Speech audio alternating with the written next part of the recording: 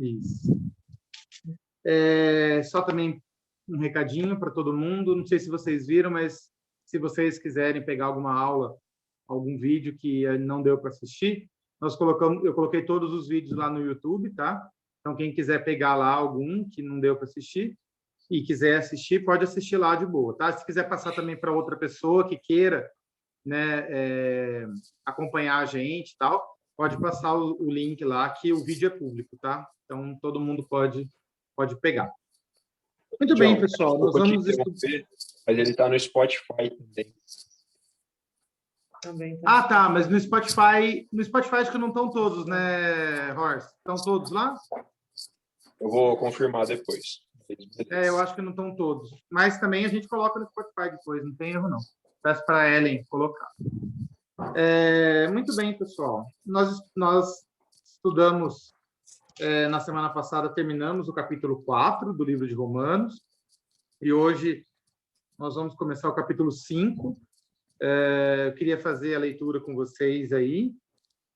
A leitura primeiro daquele mesmo modo que a gente faz, né? Vamos fazer uma leitura geral, e depois a gente vai vendo versículo a versículo, né? Então, a minha versão diz assim: justificados, pois, mediante a fé, temos paz com Deus por meio de nosso Senhor Jesus Cristo, pelo qual obtivemos também acesso pela fé a esta graça na qual estamos firmes e nos gloriamos na esperança da glória de Deus. E não somente isso, mas também nos gloriamos nas tribulações, sabendo que a tribulação produz perseverança, a perseverança produz experiência, e a experiência produz esperança. Ora, a esperança não nos deixa decepcionados, porque o amor de Deus é derramado em nossos corações pelo Espírito Santo que nos foi dado. Porque Cristo, quando nós ainda éramos fracos, morreu a seu tempo pelos ímpios. Dificilmente alguém morreria por um justo, embora por uma pessoa boa alguém talvez tenha coragem para morrer. Mas Deus prova o seu amor próprio para conosco, pelo fato de ter Cristo morrido por nós quando ainda éramos pecadores. Logo, muito mais agora, sendo justificados pelo seu sangue, seremos por ele salvos da ira. Porque se nós, quando inimigos, somos reconciliados com Deus mediante a morte do seu Filho, muito mais, estando já reconciliados, seremos salvos pela sua vida. E não apenas isso, mas também nos gloriamos em Deus por meio de nosso Senhor Jesus Cristo, mediante o qual recebemos agora a reconciliação. Portanto, assim como por um só homem entrou o pecado no mundo e pelo pecado veio a morte, assim também a morte passou a toda a humanidade, porque todos pecaram. Porque antes de a lei ser dada, havia pecado no mundo, mas o pecado não é levado em conta quando não há lei. No entanto, a morte reinou desde Adão até Moisés, mesmo sobre aqueles que não pecaram à semelhança da transgressão de Adão, o qual prefigura aquele que havia de vir. Mas o dom gratuito não é como a ofensa, porque se muitos morreram por ofensa de um só, muito mais a graça de Deus e o dom pela graça de um só homem, Jesus Cristo, foram abundantes sobre muitos. O dom, entretanto, não é como o caso em que somente um pecou, porque o julgamento derivou de uma só ofensa para a condenação, mas a graça deriva de muitas ofensas para a justificação. Se a morte reinou pela ofensa de um e por meio de um só, muito mais os que recebem a abundância da graça e do dom da justiça reinarão em vida por meio de um só, a saber, Jesus Cristo. Portanto, assim como por uma só ofensa veio o juízo sobre todos os seres humanos para a condenação, assim também por um só ato de justiça veio a graça sobre todos para a justificação que dá vida. Porque, como pela desobediência de um só homem muitos se tornaram pecadores, assim também por meio da obediência de um só, muitos se tornarão justos. A lei veio para que aumentasse a ofensa, mas onde aumentou o pecado, aumentou muito mais ainda a graça, a fim de que, como o pecado reinou pela morte, assim também a graça reinasse pela justiça que conduz à vida eterna por meio de Jesus Cristo, nosso Senhor. Esse texto, às vezes, parece um pouco confuso à primeira vista, né? É um texto meio longo, mas a gente tem que entender ele como uma continuação, na verdade, do raciocínio de Paulo. Vocês lembram que no capítulo passado nós estudamos a relação de Abraão e a Cristo sendo colocado, a fé de Abraão sendo colocada como exemplo de todos aqueles que creem em Cristo, né? E aí Paulo usa essa figura de Abraão para mostrar, né, que a fé é muito mais importante que a lei, né? Que a fé que Abraão é o pai de todos pela fé, né? E não pela lei como os judeus tinham. E aqui a continuação do texto, nós vamos ver agora a introdução de Adão na história. Adão, ele vai ser uma pré-figura de Cristo, em alguns sentidos. E esse comecinho do capítulo 5 a gente tem que entender ele como um parágrafo, né? São 2 parágrafos, na verdade, como um link aí entre essa justificação que acontece em Abraão e depois a figura de Cristo como aquele que salva, né? Então nós vamos ver agora aí. Pode passar, amor, o slide. Como a gente já tem visto, né, o esboço para a gente não se perder no raciocínio de Paulo, né? A gente viu no capítulo 4 aí que é um precedente do Antigo Testamento, né? Como eu disse, Abraão. E aqui no comecinho, né? O Bruce ele coloca como as bênçãos que acompanham a justificação, a paz, a alegria e a esperança. E depois o contraste entre a velha e a nova solidariedade, né? Então tudo isso faz parte do mesmo raciocínio, que é o meio de alcançar a justiça, tá? Que é a satisfação da necessidade universal, né? Com Deus como aquele que provém a justiça, né, em resposta ao pecado que a gente encontra até o capítulo 3 aí, né, que Paulo mostra o pecado e agora ele vem mostrar a justiça de Deus. Muito bem. Pode passar. O que eu queria já começar, né, com essa ideia do capítulo 5, é que, acho que em todas as versões, se alguém tiver alguma versão diferente, pode falar aí, mas acho que todas as versões, elas começam com justificados, pois, né? Se não for justificados, pois, acho que alguma variante muito pequena, né? Se alguém tiver alguma versão muito diferente, pode falar aí. Mas a maioria é justificados, pois. O que chama atenção nesse texto, nesses justificados, pois, é que o que Paulo vai falar agora é para aqueles que já foram justificados, né? Para aqueles que já foram lavados, já são considerados justos diante de Deus. Então, justificados, pois, o que acontece? Né? Essa é a ideia desse comecinho do capítulo 5, tá? Então, se você vê aí, a gente viu, né, que depois de falar do pecado, depois de falar da forma como acontece a justificação, agora Paulo vai falar das consequências dessa justificação, né? Então, justificados, pois, mediante a fé, como a gente viu no capítulo 4, né, que é mediante a fé, nós temos algumas coisas, tá? E aqui nós vamos elencar, acho que 6 afirmativas do que nós temos, o que nós temos a partir do momento que nós somos justificados, tá? Pode passar, amor. Primeira coisa que nós temos, que o texto nos diz aí, tá? É que nós temos paz com Deus. Pode passar mais uma. Paz com Deus. Primeira afirmação, a justificação, ela nos proporciona a paz com Deus. Essa paz, pessoal, é aquela paz que a gente vê lá no Antigo Testamento, que era tida, né, como o shalom, né, o jeito até de cumprimentar do judeu, né? O judeu cumprimenta com shalom, né? Não é uma paz no sentido de ter tranquilidade ou de viver num marasmo. A paz que nós temos com Deus, né? Essa paz falada aqui é o reconciliar, né? Nós não temos mais Deus e nós não existe mais nada que impeça o nosso relacionamento com Deus. Nós temos paz de novo com o Pai, né?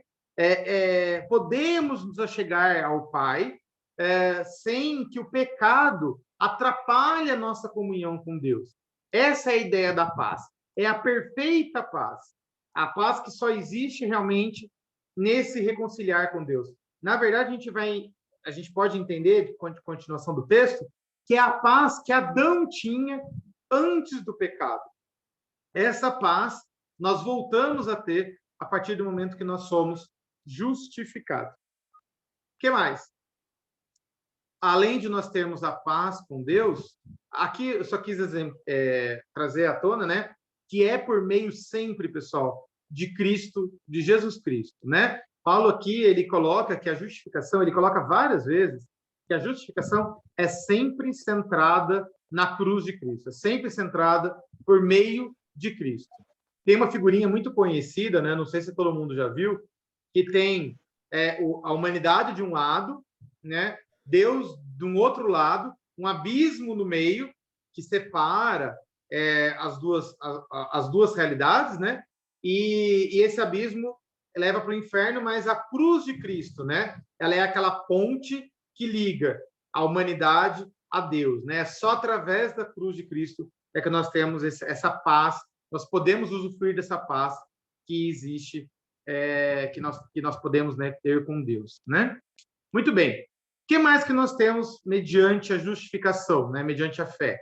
Pelo qual obtivemos também acesso pela fé. Pode ir dando, mano. Segunda afirmação, nós temos acesso pela fé a esta graça da qual estamos firmes. Essa palavra acesso, ela é uma palavrinha um pouquinho diferente no Novo Testamento. Porque, pode clicar aí, amor.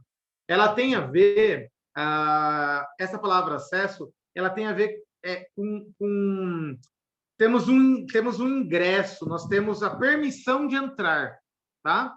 Era uma palavra mais solene, tida mesmo com relação a reis, com relação a cerimônias solenes, né? Nós temos um ingresso de uma cerimônia solene, né? E aí eu coloquei uma frase do Stott, tá?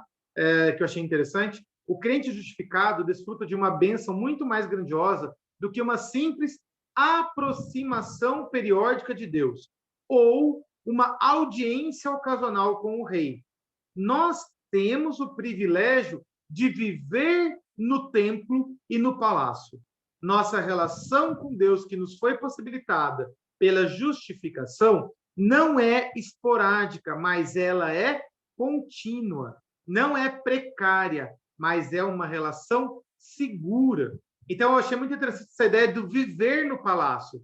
Nós não temos o acesso no sentido de, olha, você tem ali um ingresso para ir falar com Deus de vez em quando. Não, é essa a ideia do viver no templo. Você pode se achegar ao rei o tempo todo, né? Por quê? Porque a cruz de Cristo nos possibilita isso. Nós somos tidos como filhos de Deus, nós somos adotados, nós somos co-herdeiros com Cristo. Então, nós temos esse acesso ao Pai de forma contínua e segura, que a cruz de Cristo nos proporciona. Pode voltar.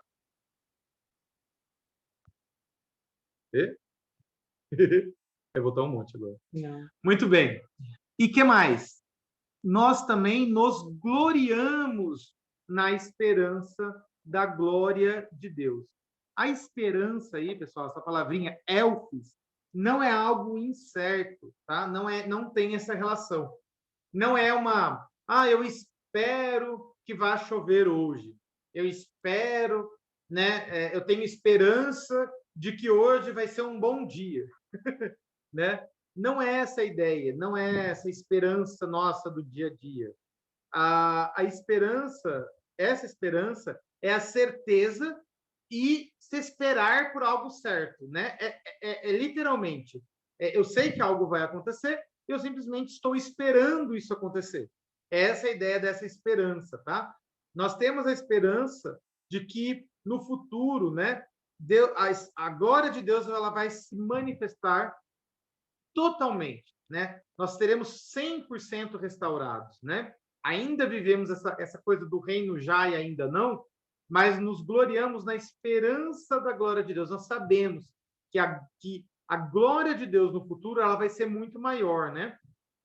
E aí nós temos essa esperança de viver no paraíso, de viver no mundo restaurado. Essa é a ideia do texto, né? E somente aqueles que são justificados, eles têm esse acesso.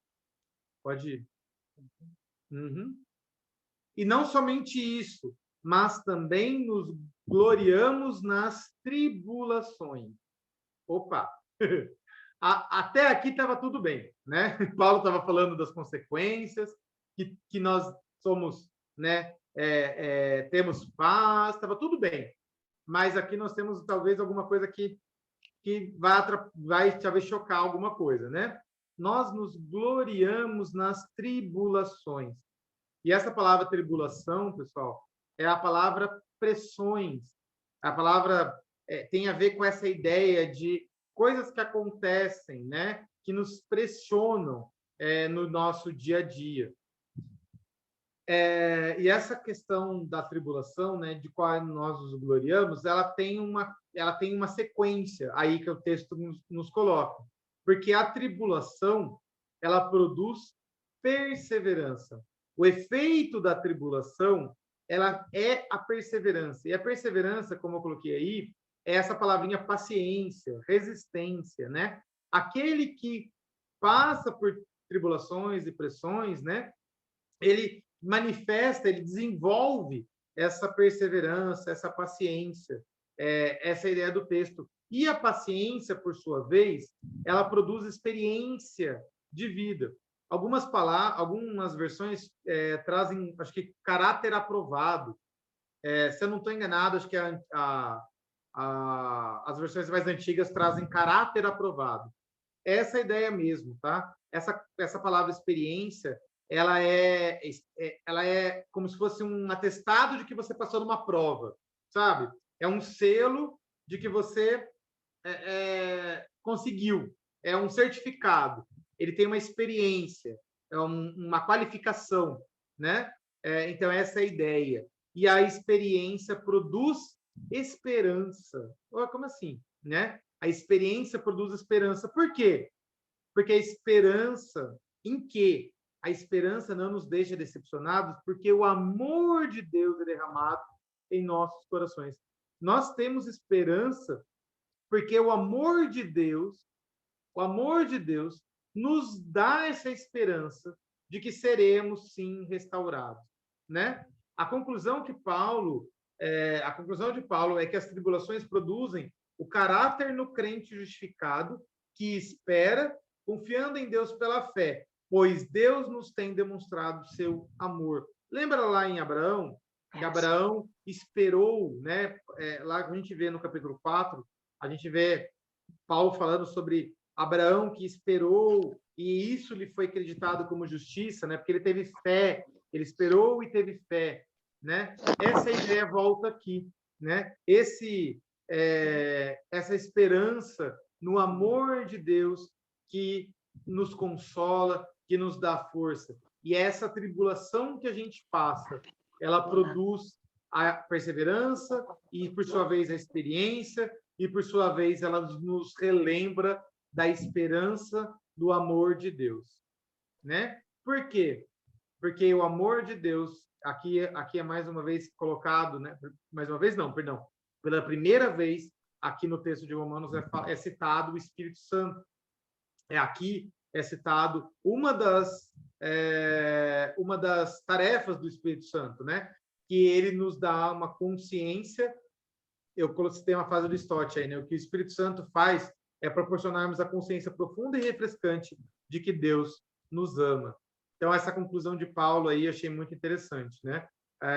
De que a tribulação, ela nos lembra do amor de Deus. Olha que coisa mais, às vezes, estranha, né, de se pensar. Mas é que o texto está nos falando, né, que existem etapas que a gente precisa vencer quando a gente tem essa tribulação, para sempre nos lembrarmos do amor de Deus, né? E aqui eu coloquei... Nossa, desculpa, ficou um monte de coisa aí no texto. Desculpa, eu errei aí na configuração. Mas continuando a ideia, né? Porque Cristo, quando nós ainda éramos fracos, morreu a seu tempo pelos ímpios, né? a continuação do texto, nós temos esperança no amor de Deus, porque quando nós ainda éramos fracos, Deus morreu por nós, né? E aí, se quando nós ainda éramos fracos, ele deu seu filho por nós, imagine agora que nós somos justificados. É isso que o texto nos fala, né? Se quando nós ainda éramos fracos, Deus deu o seu filho, ou seja, o maior ato de amor, ele demonstrou quando a gente ainda era pecador, o que ele não vai fazer para a gente agora que a gente é justo? Porque Cristo morreu por nós. Esse amor de Deus é que o Espírito Santo nos revela, né? Nos relembra desse amor de Deus. E aqui, pessoal, nós temos o retrato da humanidade, né? Antes da justificação, nós éramos fracos, nós éramos ímpios, nós éramos pecadores, nós éramos inimigos de Deus, né? E mesmo com esse retrato, mesmo com tudo isso, Deus deu o seu filho por nós, tá? Então, eu quis mostrar essas quatro palavrinhas que o texto contém, só para a gente ter uma ideia como nós éramos vistos, como a humanidade era vista como ruim por Deus, né? Quando ele deu o seu filho por nós, né? Fracos, ímpios, pecadores e inimigos, né? São palavras fortes aí, mas que nos relembram como Deus nos amou quando deu o seu filho por nós, né? Então, vamos continuar aí das afirmações. Não se esqueça das afirmações. Pode continuar, amor. Dificilmente alguém morreria por um justo, embora por uma pessoa boa, alguém talvez tenha coragem de morrer, mas Deus prova o seu amor para conosco pelo fato de Cristo ter morrido por nós quando ainda éramos pecadores. Logo, muito mais agora, né? Olha como é diferente agora, né? Sendo justificados pelo seu sangue, e seremos por ele salvo da ira, né? Deus ele mostrou o seu cuidado, o seu amor, quando a gente ainda era para ser tratado como injusto, né? Quando a gente não merecia. Agora, quando a gente é tido como justo, o que ele vai fazer por nós? Muito mais agora, né? Isso que o texto nos fala. Pode continuar.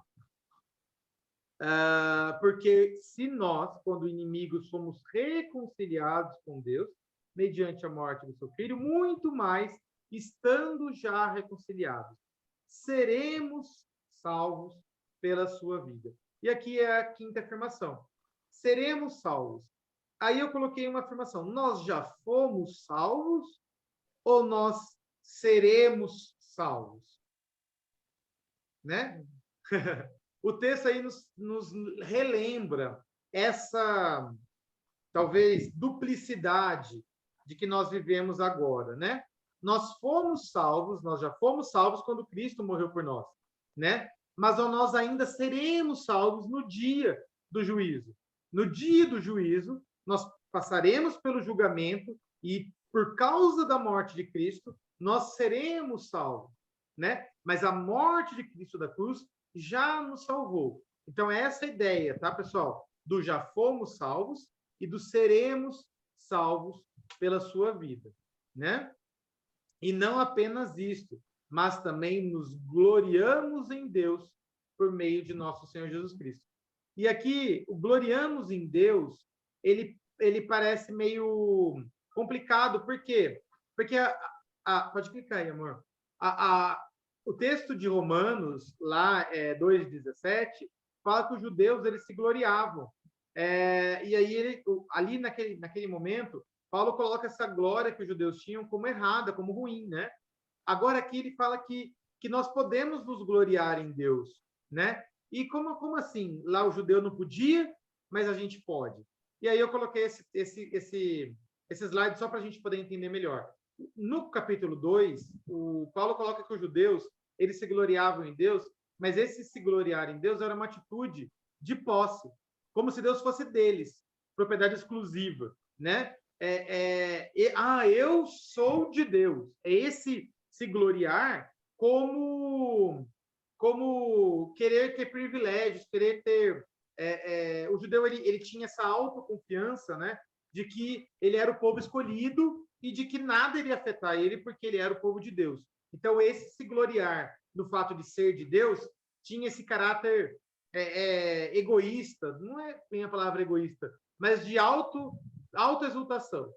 Quando a gente vê Paulo falando em Romanos 5:11, a exultação ela é muito mais no sentido de que é Deus, nós somos criaturas e Deus é o Criador, nós somos pecadores, nós somos inimigos, e Deus é aquele que salva, né? Porque Deus nos salvou, a gente pode se gloriar em Deus, mas não como algo nosso, mas como algo de Deus. A gente dá glórias a Deus. E aí, essa ideia final aí. A atitude cristã de gloriar-se em Deus é pelas misericórdias de Deus. Não é pelos privilégios que a gente tem, mas é porque Deus é misericordioso. Então, essa é a diferença dos dois textos, tá? Pode voltar aí, amor. Então, essa é a sexta afirmação de que nós podemos nos gloriar em Deus. Então, para a gente poder entender, né? Essas são as afirmações de que aqueles que são justificados agora eles têm, né? Eles têm a paz com Deus, eles têm acesso a Deus, né? Nós temos paz com Deus, nós temos acesso com Deus, nós temos a esperança da glória de Deus. E depois, como está aí, né? Nós temos a reconciliação, nós somos salvos, né? Nós seremos salvos e somos salvos. Nós podemos, pulei as tribulações, não foi de propósito. Nós temos como nos gloriar nas tribulações, nós fomos e seremos salvos, né? E, por fim, nós podemos nos gloriar em Deus. Tá? Então, isso fecha aí essa primeira parte do texto de Romanos. Pode voltar aí, amor. E aí eu coloquei uma frase do Stott. Parece evidente que a grande marca que identifica o crente justificado é a alegria, especialmente o alegrar-se no próprio Deus. O crente deveria ser a pessoa mais positiva do mundo, pois a nova comunidade de Jesus Cristo é caracterizada não por um triunfalismo concentrado em si mesma, mas em uma adoração cujo foco é Deus.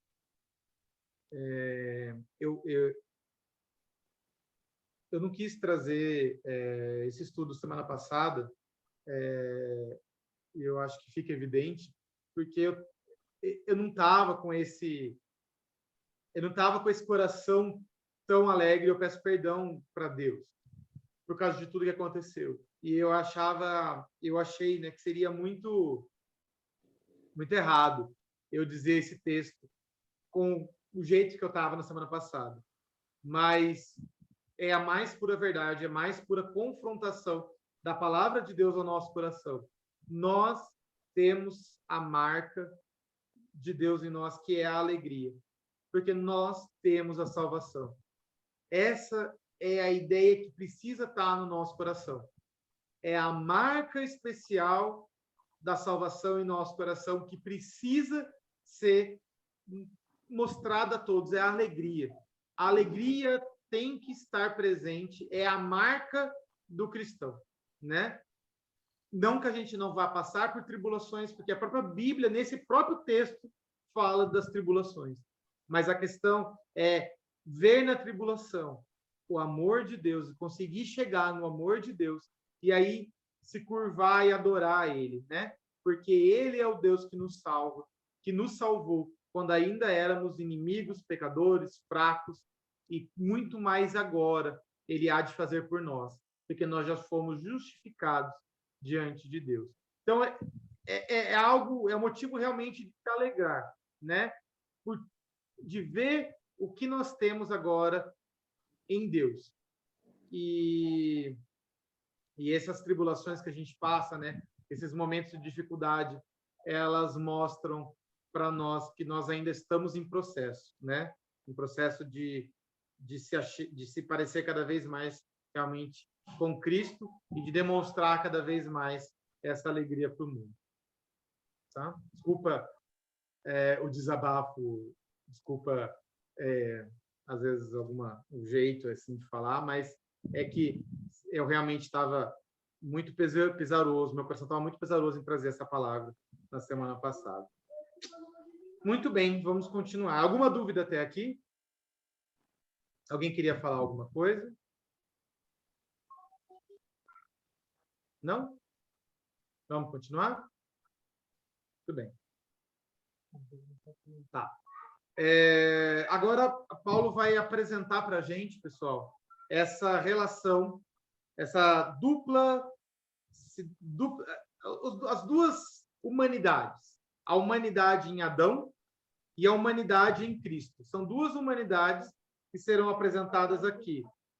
E aí, nós vamos começar... Se você separar em cada um desses capítulos, a gente vai ver o jeito diferente de Paulo escrever. No primeiro capítulo, Paulo apresenta Adão e apresenta Cristo, né?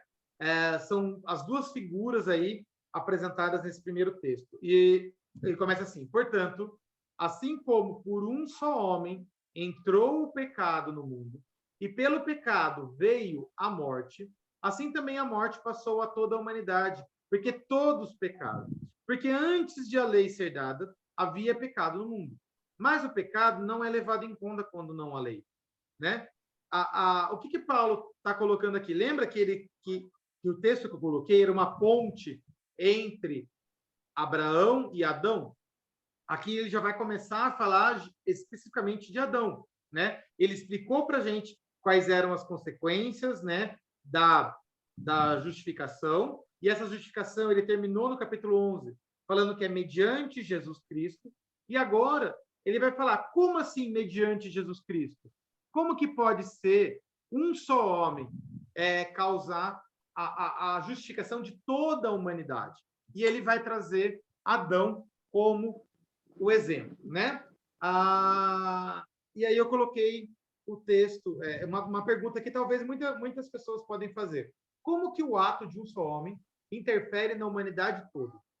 Como pode o pecado de um só homem causar a destruição, na verdade, né? Porque se não fosse Cristo, nós seríamos destruídos, né? Nós não teríamos a menor chance de salvação.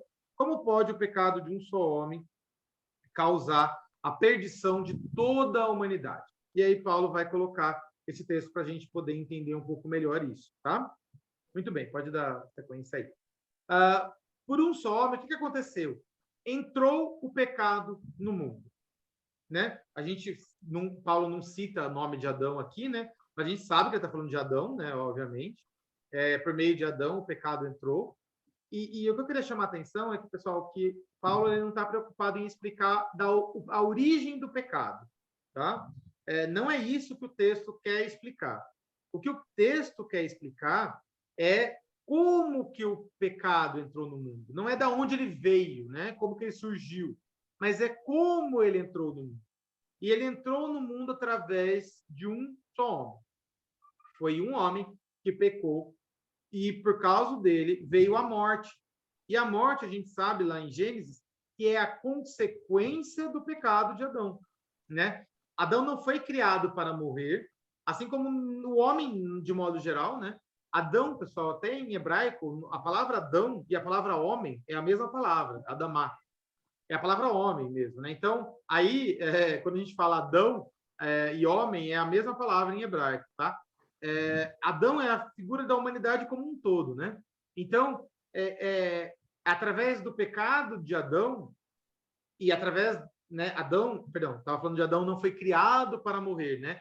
O homem não foi criado para morrer, né? Mas através do pecado por causa do pecado é que nós morremos, né? Então é isso que o texto vem nos lembrar. Assim também, a morte passou a toda a humanidade, porque todos pecaram. Pode dar um aí. Como assim? Em que sentido todos pecaram? Junto com Adão ou a exemplo de Adão? E aí, pessoal, esse texto bíblico, ele dá a dupla interpretação, tá?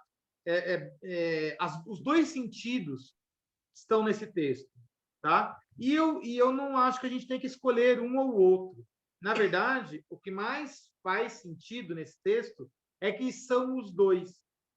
Nós pecamos a exemplo de Adão.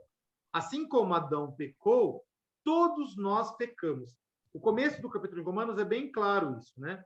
Paulo vem falar que todos pecaram. E quando ele fala todos pecaram, ele não quer dizer que Adão pecou e, consequentemente, todos nós pecamos.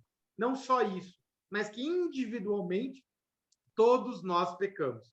Só que o que ele está falando é que também nós, em Adão, pecamos. Nós, filhos de Adão, pecamos, somos pecadores, temos em nós a natureza pecadora, porque Adão teve a natureza pecadora. Tá? Então, a natureza está em nós por conta de Adão. E aí a gente, às vezes, tem dificuldade de entender isso, né? Porque a gente tem essa dificuldade de achar que o filho pague o pecado do pai, né? Isso parece que não passa de geração para outra. Mas a gente vê hoje em dia, pessoal, a própria medicina, né? Se você está grávida, desculpa, grávido não. Se você está grávida e você tem atos, por exemplo, de beber, de fumar, ou de usar drogas, ou de, enfim, diversos atos vão interferir no bebê, né? A gente sabe disso, a própria medicina mostra isso, né? Nós tivemos um caso agora, o ano passado, alguns anos atrás, não lembro, mas acho que foi a chikungunya ou a zika, que causava hidrocefalia nos bebês, né? Microcefalia, não é hidro, né? Microcefalia nos bebês. Então, assim, a gente sabe que algumas coisas que acontecem com a mãe e com o pai, eles interferem sim na criança, né? E até mesmo a hereditariedade, né? Nós herdamos dos nossos pais as coisas, né? Nós não escolhemos se nós vamos ter olho azul, olho verde, olho castanho, olho preto. Nós herdamos isso. Isso vem dos nossos pais. Assim como a natureza pecadora. A gente não escolhe, mas a gente vem com ela, porque ela estava em Adão. Essa é a ideia do texto, tá? Porque antes de a lei ser dada, havia pecado no mundo. Mas o pecado não é levado em conta quando não há lei. Como assim o pecado não é levado em conta? Não tem peso o pecado? Não. A gente vai ver no texto. Tem peso sim. Mas por que não é levado em conta? Porque a lei, ela revela qual é a vontade do Senhor, qual é a vontade de Deus. E sem a lei, a humanidade que peca não conhece o seu pecado. Ela não sabe se ela está pecando. Adão, ele tinha uma mensagem clara: não coma da árvore. Era uma lei ali, né? Naquele momento era a lei. E Adão transgrediu a lei, especificamente a lei dada a ele naquele momento. E o que o Paulo está falando é que antes de ter a lei de Moisés, já havia o pecado entrou no mundo. Por quê? Mas mas o pecado não é levado em conta quando não há lei. Não se sabia se estava pecando ou não.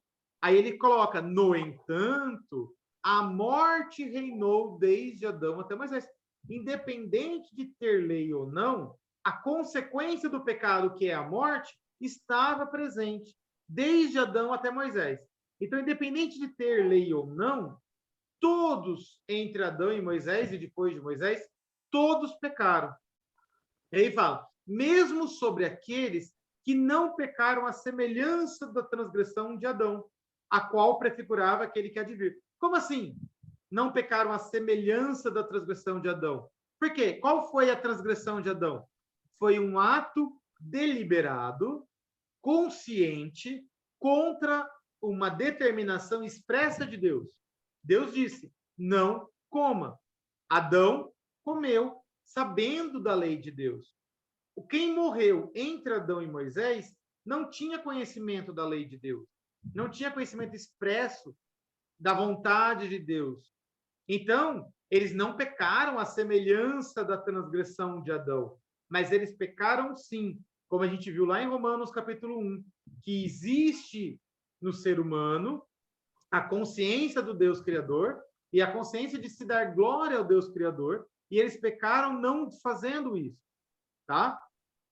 E aí o texto, né, continua. Deixa eu ver se eu coloquei alguma coisa mais importante aí. Aqueles que não viveram sob a lei também foram julgados por seus pecados, que consequentemente morreram, né? Adão violou o mandamento revelado por Deus. Os que pecaram sem lei não pecaram da mesma forma, né? E aí termina o texto dizendo assim: o qual Adão, né, o qual prefigurava aquele que há de vir. Como assim Adão prefigura Cristo, né? Por quê? Tanto Adão quanto Cristo são os cabeças da humanidade.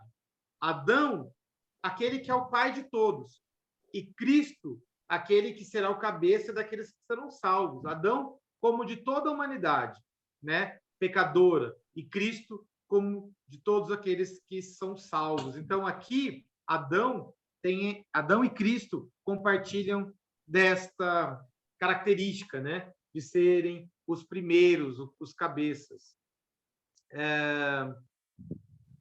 Eu coloquei um texto aí que explica o primeiro slide que eu coloquei, a perguntinha que eu coloquei. Como pode uma só pessoa causar o pecado em todos, né? E aí tem alguns textos do Novo, do Antigo Testamento que nos mostram isso.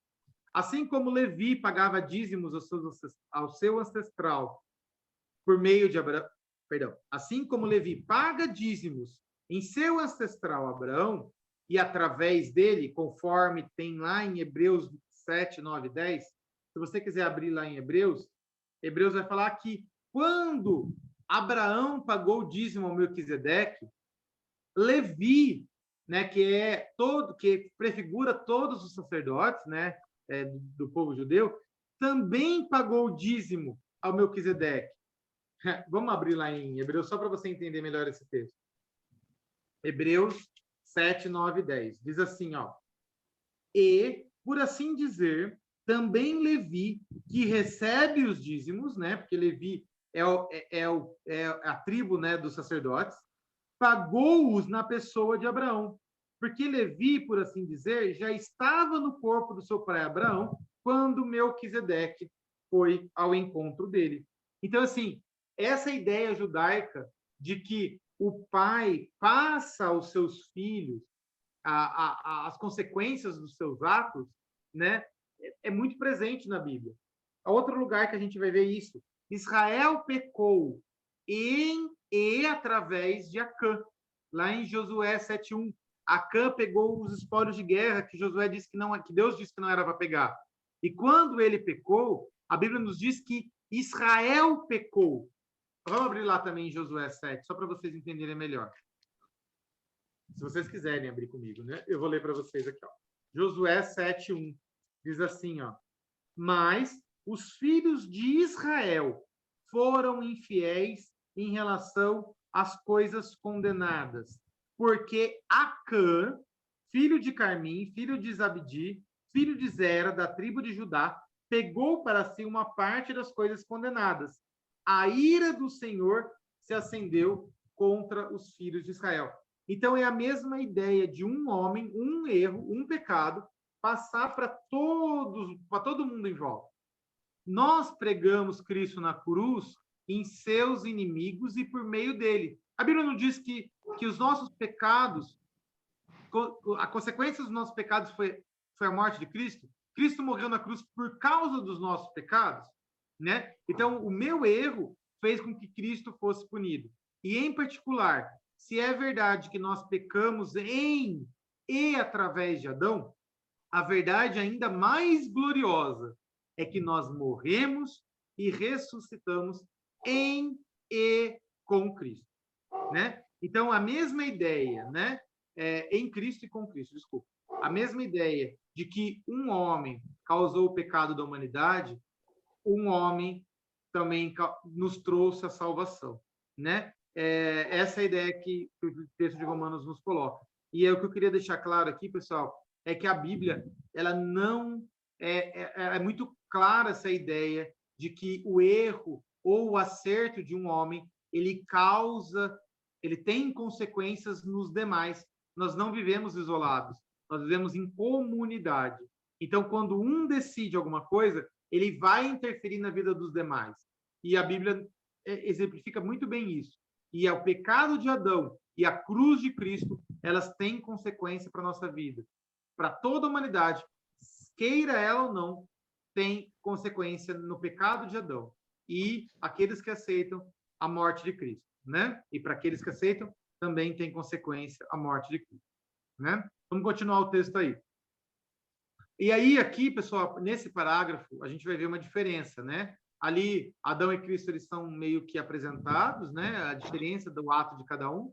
E aqui, eles vão ser contrastados. Aqui tá, a palavra está errada. Não é contratados, é contrastados, tá? Faltou um S aí.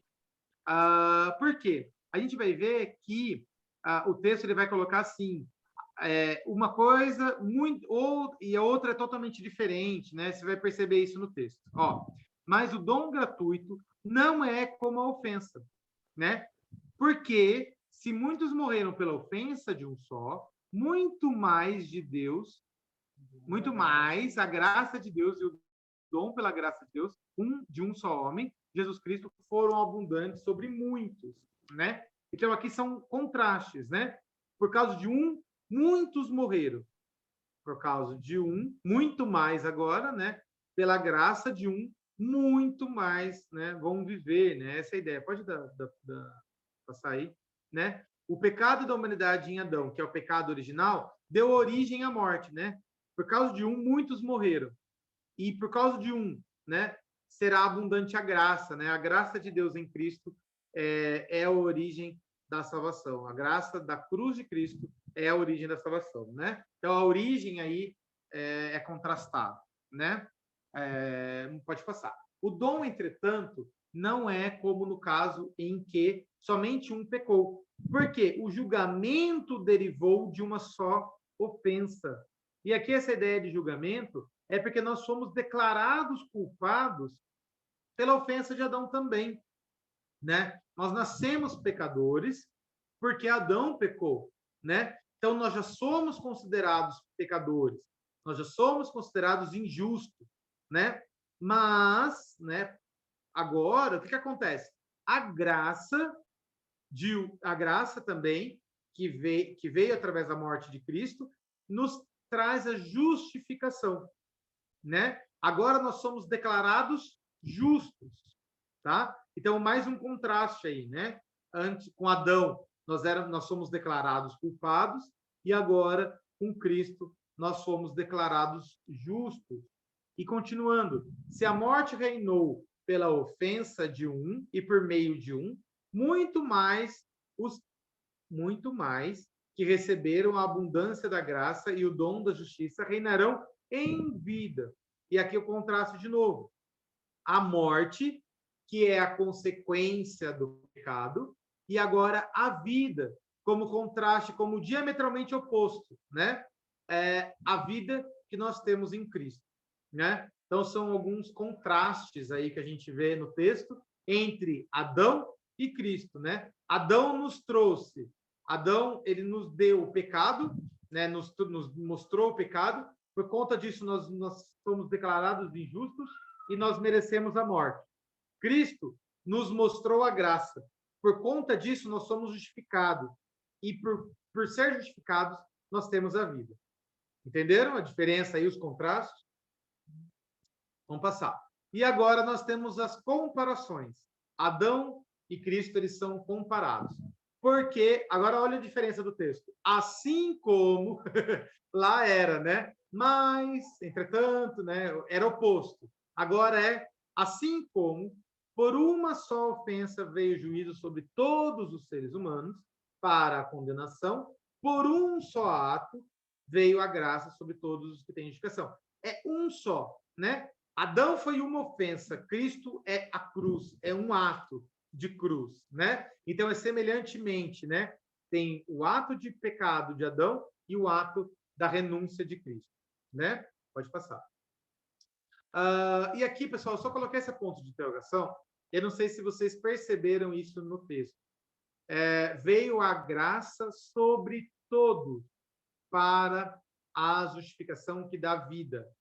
Alguma versão, esse texto especificamente, fala um pouquinho diferente? Podem falar aí.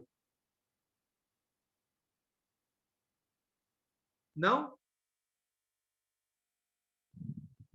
Por que eu coloquei sobre todos? Aqui, pessoal, quem prega o universalismo da salvação usa esse texto como base, que diz que, para eles, esse texto está falando que todo mundo é salvo, tá? Mas a gente vai... Se você lê o texto, já fica claro que não é isso. Romanos fala sobre a fé, que é por meio da fé. E o que o texto está colocando é que assim como a humanidade pecou em Adão, assim também a humanidade é salva em Cristo. Toda a humanidade que nasceu de Adão e toda a humanidade que nasce de Cristo, que renasce, ressuscita através de Cristo, né? Essa ideia que o texto está comparando não quer dizer que todo mundo vai ser salvo. Por quê? Porque Adão, ele é todo mundo nasceu homem. Ninguém nasceu de outras, sei lá, de outra pessoa, né? Ninguém veio de outra linhagem a não ser da linhagem de Adão. Então, toda a humanidade está representada em Adão. Cristo também tem o poder de representar toda a humanidade, mas aqui é para aqueles que têm fé, para aqueles que se entregam, né? Esse texto ele não é prova do universalismo. Na verdade, o universalismo não é bíblico, muito menos de Romanos, muito menos uma doutrina de Paulo, tá? Mas eles usam esse texto para justificar isso. Eu quis só trazer para vocês saberem que esse texto é usado para falar sobre o universalismo, tá? E aí vamos continuar. Porque como pela desobediência de um só homem muitos se tornaram pecadores, né? Assim também por meio da obediência de um só homem muitos se tornarão justos, né? E aqui é a consequência do que Adão fez. Do que Adão fez, ele nos tornou pecadores. O que Cristo fez, ele nos tornou justos, né? Então é mais uma comparação. Os dois têm consequência para mim hoje, né? Tanto Adão me faz pecador, como Cristo agora me faz justo. Eu tenho os dois agora em mim e você tem em você, se você crê em Cristo, né? Por quê? Porque esse é a consequência dos atos de Adão e Cristo. Então, aqui é mais uma comparação, né? Sobre a consequência daquilo que aconteceu. E aí, o texto 20, que talvez possa ser um pouco diferente. A lei veio para que aumentasse a ofensa, mas onde aumentou o pecado, aumentou muito mais ainda a graça. Onde abundou o pecado, superabundou a graça, né? Acho que na versão mais antiga diz assim. A lei veio para que aumentasse a ofensa. Como assim? Como que era a ofensa antes da lei? Né? O pecado antes da lei, ele não era intencional, mas ele era algo que contra aquilo que foi contra a natureza que nós somos criados, né? Nós somos criados para dar glória a Deus. Quando a gente não dá glórias a Deus, quando a gente não se entrega a Ele, nós como criaturas estamos agindo contra o Criador. Mas quando veio a lei, nós pecamos diferente. Por quê? Nós temos conhecimento da vontade do Criador e nós intencionalmente não fazemos a vontade do Criador. O tipo de ofensa é muito maior, né? E aí que é essa a ideia. A lei veio para que aumentasse a ofensa, para que a ofensa, como a gente já disse algumas vezes, né? A lei é o raio-x que mostra a doença. Ela não é a cura da doença. Ela só mostra onde está errado, onde está o problema, né? Ela é o raio-x, ela é o exame que mostra onde está o problema. Agora, a graça, ela veio com uma forma muito maior. Por quê? Porque quando a gente era pecador, nesse nível de pecador, né? Que nós intencionalmente agimos contra a vontade de Deus, Deus deu o seu Filho na cruz para morrer por nós. E aí é o versículo 21. A fim de que, como o pecado reinou pela morte, né? Assim também a graça reinasse pela justiça. Justiça que conduz à vida eterna. E a vida eterna só existe por meio de Jesus Cristo, nosso Senhor. Essa é a conclusão do texto, né? Adão e Cristo, eles são, né? A gente pode entender os dois como exemplo, como figuras para entender melhor essa ideia do pecado em Adão, da justificação em Cristo, né? É isso que o texto de Romanos vem nos mostrar. Só que o final, né, é de que a graça de Deus, ela reina porque ela nos justifica e através da nossa justificação nós temos acesso à vida eterna. É a resposta aí do texto de Romanos nesse capítulo. Né? É a conclusão do texto de Romanos nesse capítulo. Então, acho que a gente conclui aqui. Eu trouxe uma tabelinha, só para ficar mais claro, né? A comparação entre Adão e Cristo. Adão aí como representante da velha humanidade, Cristo como representante da nova humanidade. Adão que passou para os outros os efeitos da sua desobediência, que é a condenação, e Cristo que passou para os outros o efeito da sua obediência, que é a justificação. Adão, que trouxe muita morte, e Cristo, que trouxe muita graça. Adão, que por causa dele, por meio de um pecado, veio o julgamento, que é a imputação de culpa, que trouxe condenação. E Cristo, que por meio de muitos pecados, veio a dádiva, que é a imputação de justiça, que trouxe a justificação. Adão, que trouxe a morte, né, e fez com que a morte reinasse. E Cristo, que fez com que os justificados reinarão em vida, né? Nos deu essa oportunidade de reinar em vida. Amém? Então, acho que deu para entender aí com essa tabelinha um pouco mais claro. Vamos estar orando e eu queria abrir para perguntas. Acho que esse texto talvez possa causar um pouco de confusão ainda. Senhor Deus, Pai, nós te damos graças. Muito obrigado pela tua palavra, que ela nos confronta, ela vem realmente nos mostrar aonde nós erramos, aonde nós precisamos corrigir, aonde nós precisamos melhorar. Muito obrigado por nos lembrar da beleza da tua justificação, da beleza de sermos tidos como justos diante do Senhor. Muito o Senhor nos amou quando ainda éramos pecadores, muito mais agora que somos tidos como justos. Muito obrigado por nos lembrar disso. Muito obrigado pelo teu amor incondicional dado através do teu Filho Jesus Cristo. Senhor Deus, nós éramos destinados realmente à perdição, nós éramos destinados ao inferno, a viver longe do Senhor, a não ter paz contigo, ó Pai, mas o Senhor providenciou o caminho, o Senhor providenciou o meio para que a gente pudesse ter acesso a Ti. Muito obrigado, Senhor. Obrigado por esse acesso tão maravilhoso. E perdão se nós, às vezes, negligenciamos ou esquecemos, Senhor, tamanha graça, a maravilhosa graça que o Senhor nos deu através de Cristo. Que o Senhor possa nos ajudar a lembrar sempre, derrama teu Espírito Santo realmente em nossa vida, para que a gente sempre esteja lembrando do teu amor, da tua graça e das maravilhas que o Senhor já fez por nós. Em nome de Jesus. Amém. Alguma pergunta, pessoal? Algum comentário? Alguém quer falar alguma coisa? Fica à vontade.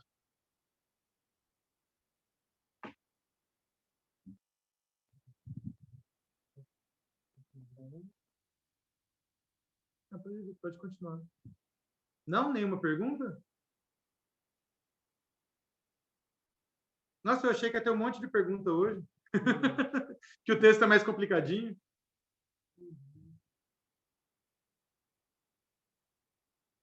Não? Então tá bom. Então, beleza. Espero que vocês tenham aproveitado, como eu aproveitei. E a gente vai parar aqui a gravação, então.